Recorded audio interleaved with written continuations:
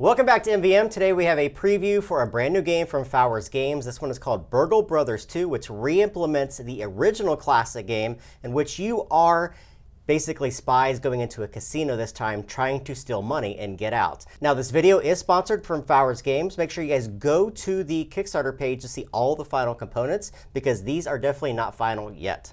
No, they're not final, but as we said, this is a follow-up to the original Burgle Brothers. But like Jeremy said, this is casino themed, and that's not the only difference. There's a few new things going on here. You see some tokens on the board. There's some really crazy things that will happen during the end game as well. Right, so the very first thing you're going to do in this game is you're going to pick one of the casinos that you are trying to rob. And these are going to be represented by these placards that you see here. It's going to tell you how to set up both the first and the second floor, which we've set up the first floor here and the second floor. Think of these as elevated areas. So you have the first floor on the ground and then the second floor that's a little bit elevated.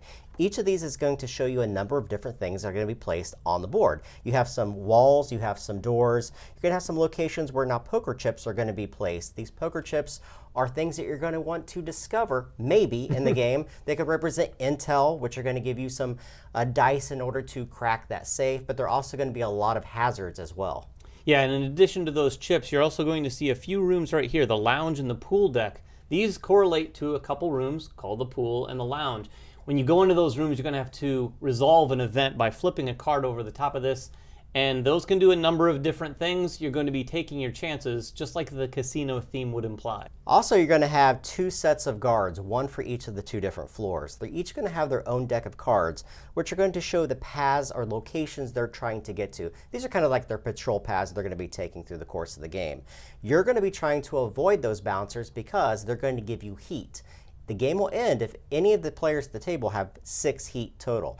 Now, these tiles that you're looking at are going to be double-sided, and as David said, there are a variety of different things that you can have on the tiles. But the two things you need to pay attention to are the control room, which is located somewhere on the first floor, and then you also have the safe, which is located somewhere on the second floor. You're going to be trying to find intel, or dice in this case, in order to crack that safe and open it up. Yeah, and Jeremy just mentioned heat. One of the things you're able to use, just like the original game, is your gear to sort of potentially keep that heat off of you. In this game, what's interesting about your gear, of course, it's attached to one of many different characters you can choose at the beginning of the game, but you can also use this on your turn or someone else's turn. These are going to be played out in front of you and usable throughout the first part of the game. Yeah, the great thing about these is that at the end of each of your turns, you're allowed to pick any one of the 3 gear cards in your hand and lay it face up in front of you. That gear is going to accumulate where you have all 3 of them face up at the end of your 3rd turn.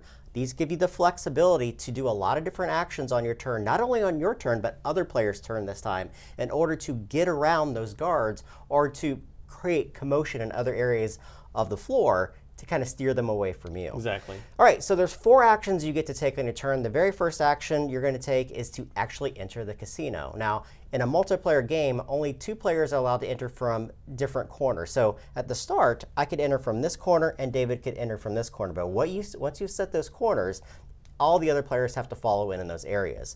And you're basically going to be entering these locations and moving around them. One of the actions is to simply move. And when you move, you just take your token and you move it to an adjacent location. Mind you, you can't move through walls, and you have to roll dice in order to move through doors. Now, one of the other actions you can take before you move is to actually use a peek action.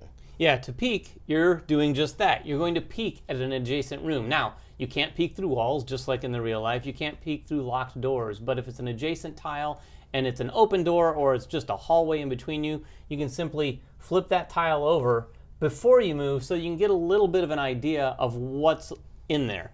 The tokens on top are also going to be something you want to take note of because some of those might be the intel that we're looking for. Some of them might say something like slippery, which means if you go in there, you're going to slide right through to the next room. So peeking can be a good thing to do. And peeking is super important too because each of these tiles are thematically tied in with being in a casino. A lot of them are going to create commotion if a guard is adjacent to them. There's places like the cafeteria where if you move into it, it's going to have food, and if there's too much food in there for moving it, it's going to lure the guard into that area. There's places like the poker table where if both of us are adjacent to it, it's going to create commotion. So you have to be very careful about the tiles that you're moving into, and the great way around that is by peeking. The next option is actually to use the actual tile itself. Now there's a variety of different tiles in the game that you have to actually use one of your 4 actions to interact with it. One of those is the escalator. When you use the escalator, you're simply moving from that ground floor to the second floor or vice versa. There's actually a elevator on the second floor that allows you to move from that floor directly down. And anytime you move on those, if the escalator is in this location, it's tied directly to that same location and the floor above it. Yeah, while we're still talking about the actions, we did mention opening doors, but that does take an action. So you have to unlock a door, and to do so, if you're next to one of these red doors, say this was here next to Jeremy, he would have to roll a die, and if on a 4, 5, and 6, he's going to unlock the door. Now the good news is, if you're successful at unlocking the door, you get a free peek or a free move into that next room.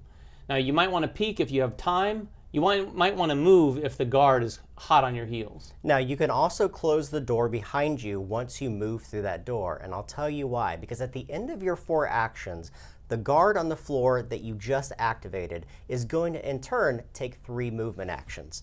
And they're going to be moving to very specific locations that are determined by the last card flipped. So this guard here is going to be moving all the way up to this location. Now if he moves through an open door, he's going to lock it behind him, which gives him 1 free action. So instead of 3 moves, he actually gets a 4th, 5th, 6th, 7th, depending on how many doors that he moved through. And you have to be very careful about that, because if you move through a door and you don't lock it, well, you don't have to reopen it later. But you want to lock it behind you not to give them those extra actions. Yeah, so for example, if this guard moved in this turn, he's headed here, he's going to move in the most direct path possible and clockwise when necessary. 1, 2, 3 spaces towards that location.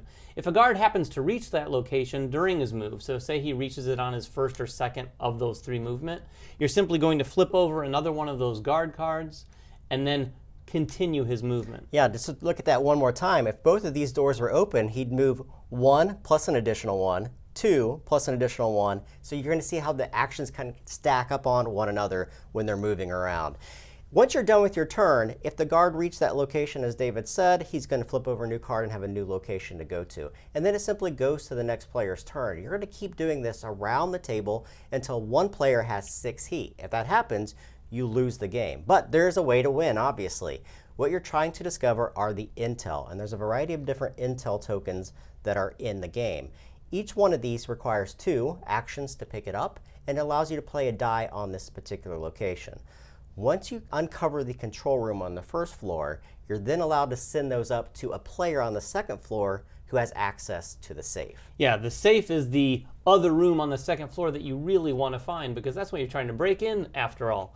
So once you've found the safe and you get to that location, anyone who's in the control room can actually use their turn to send any dice that have been revealed or dice that are in the control room to the safe. A player in the safe room is going to be able to use the safe room action to roll all the dice there to hopefully crack the code, as it were, to get inside the safe. To crack the code, you're going to look at all the numbers in a horizontal and vertical pattern that are adjacent to that safe. And each of these tiles is going to have a number in the bottom right corner.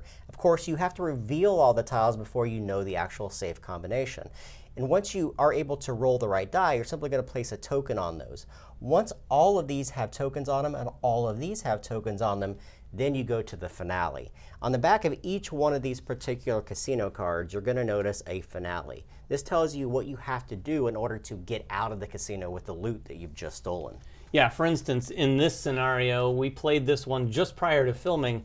We had a car come into play, and it's going to be riding around and around the outside corner of the 2nd floor, and it has to basically hit each of the 4 corners. Now, the other thing that's going to happen during this finale is the guards go into what they call hunt mode.